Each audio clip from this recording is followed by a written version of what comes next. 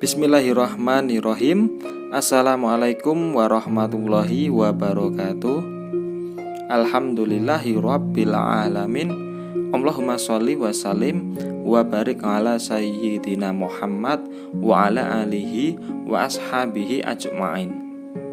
Teman-temanku semuanya, ternyata banyak di antara kita itu kurang begitu tahu tentang sholawat kepada Nabi. Mungkin lafadz sholawat saya yakin banyak di antara kita sudah tahu dan hafal ya. Akan tetapi cara mengimplementasikan sholawat itu kita masih banyak yang kurang benar. Kebanyakan dari kita menggunakan sholawat itu hanya sebagai sebuah sarana untuk menginginkan sesuatu yang kita idam-idamkan, tapi kita sulit untuk mendapatkannya. Sebagai contoh seperti ini, kita menginginkan sebuah mobil impian dan kita belum kesampaian, maka sering kita beranggapan bahwa sholawatin dulu aja lah gitu toh. Pokoknya secara garis besarnya, ketika kita menginginkan sesuatu, maka kita menggunakan sholawat. Biasanya adalah keinginan berupa materi duniawi. Yang jadi pertanyaan, apakah salah jika kita melakukan seperti itu? Tentu tidak sepenuhnya salah, karena salah satu manfaat dari sholawat itu adalah terkabulnya suatu hajat yang kita inginkan. Coba deh kita mulai dulu dari awal, kenapa seseorang itu harus bersholawat. Perintah sholawat itu adalah salah satu perintah Allah kepada kita sebagai bentuk penghormatan kepada baginda Rasulullah Shallallahu Alaihi Wasallam. Allah saja bersolawat kepada Nabi Muhammad SAW dengan solawat khusus ya, yang bersifat rahmat kepada Rasulullah SAW. Pun para malaikat juga bersolawat kepada Rasulullah SAW dalam bentuk penghormatan dan doa-doa rahmat kepada Rasulullah SAW. Nah, kita pun juga diperintahkan pula untuk bersolawat kepada Rasulullah SAW. Selain karena ini sebuah perintah Allah, juga karena kita itu amat sangat berhutang budi kepada Rasulullah SAW. Tanpa Rasulullah SAW, kita tidak mungkin bisa mengenal Allah. Kita tidak mungkin bisa mengenal Islam.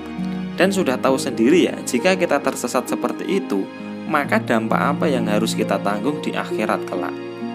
Belum lagi pengorbanan Rasulullah SAW untuk menyebarkan Islam hingga sampai pada kita pada hari ini.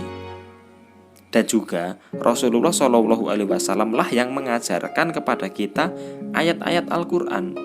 Ketika wahyu Allah itu turun kepada Nabi Muhammad SAW, maka Nabi Muhammad SAW itu dalam menerimanya itu tidaklah mudah, teman-teman.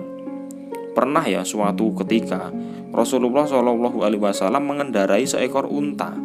Nah, ketika berada di punggung unta itu, wahyu Allah turun. Dan tahu apa yang terjadi?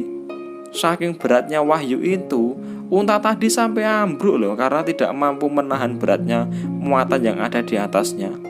Itu adalah gambaran betapa beratnya pengorbanan Rasulullah SAW untuk kita. Masih banyak sekali jasa-jasa Rasulullah SAW untuk kita, dan tidak bisa saya ceritakan satu persatu ya tentunya ya, karena durasinya nanti akan menjadi sangat panjang. Pokoknya intinya itu adalah perjuangan dan pengorbanan Rasulullah SAW kepada kita itu sangat banyak dan berat. Maka dari itu Allah memerintahkan kepada kita untuk bersolawat kepada Rasulullah SAW sebagai salah satu bentuk rasa terima kasih kita. Setelah kita tahu awalnya, maka saatnya kita cuplik sedikit tentang manfaat bersolawat kepada Rasulullah SAW yang sebenarnya pun tidak kalah banyaknya. Ya, salah satunya itu adalah terkabulnya hajat yang kita inginkan itu. Sekarang kita kembali ke awal pembahasan. Kita bersolawat ketika menginginkan harta duniawi, dan sekali lagi saya ingatkan bahwa itu tidak sepenuhnya salah. Akan tetapi, Entah kenapa ya, walau itu pun tidak begitu salah, tapi kok saya kurang sreg ya. Karena menurut saya, ketika seseorang bersolawat itu, janganlah diniatkan untuk mencari harta duniawi. Walaupun itu tidaklah salah juga sih. Akan lebih bijak jika kita bersolawat itu, kita lakukan dengan hati yang tulus, karena kita mencintai Nabi Muhammad SAW. Dan kita juga mendoakan beliau agar selalu dirahmati Allah dalam kesejahteraan.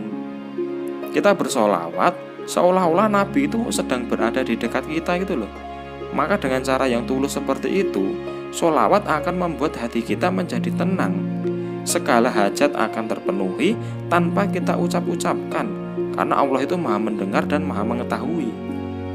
Bukankah cara kerja doa itu adalah jika kita mendoakan orang lain, maka kita akan mendapatkan juga apa yang kita mohonkan itu.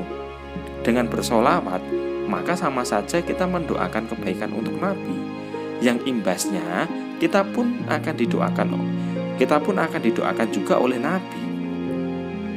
Yang mana kalau Nabi sudah berdoa, maka itu tidaklah tertolak, teman-teman.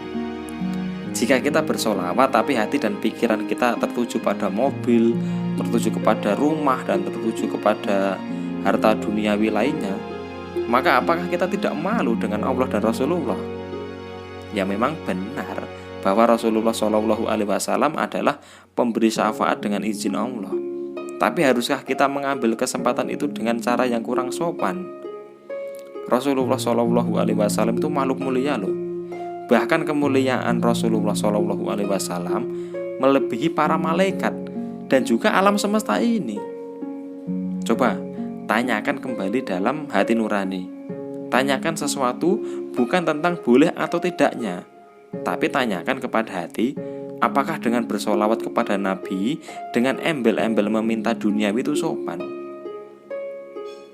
Teman-temanku semuanya, jika kita bersolawat dengan hati yang tulus karena cinta kepada Rasulullah SAW ya, maka tanpa kita meminta pun Allah yang akan memenuhinya kok. Bukankah jika kita bersolawat 1 kali, maka Allah akan membalas 10 kali? Di sini saya mencoba mengajak kepada teman-teman yang masih bersolawat ya, karena menginginkan duniawi, untuk sedikit merubah niatnya. Ayolah tulus dalam bersolawat, maka duniawi itu akan menghampirimu dengan sendirinya. Dan jangan dibalik, walaupun ya tidak sepenuhnya salah juga sih. Para guru-guru kita telah mengajari untuk bersolawat sampai ribuan kali itu adalah tidak lain agar solawat itu menancap di hati kita. Ketika kita mulai lalai, maka karena kita sering bersolawat sampai ribuan kali, secara otomatis kita akan bersolawat lagi, dan hati kita akan dipenuhi dengan solawat, dengan kecintaan kepada Allah dan Rasulnya. Maka saat itu pula segala hajat akan terpenuhi. Terakhir kalinya saya mengajak diri saya sendiri dan teman-teman tentunya ya, bahwa marilah kita perbanyak bersolawat kepada Nabi di setiap detik, di setiap aktivitas kita, agar rasa cinta kepada Nabi Muhammad SAW akan terus bersemi. Dan akhirnya, Assalamualaikum warahmatullahi wabarakatuh.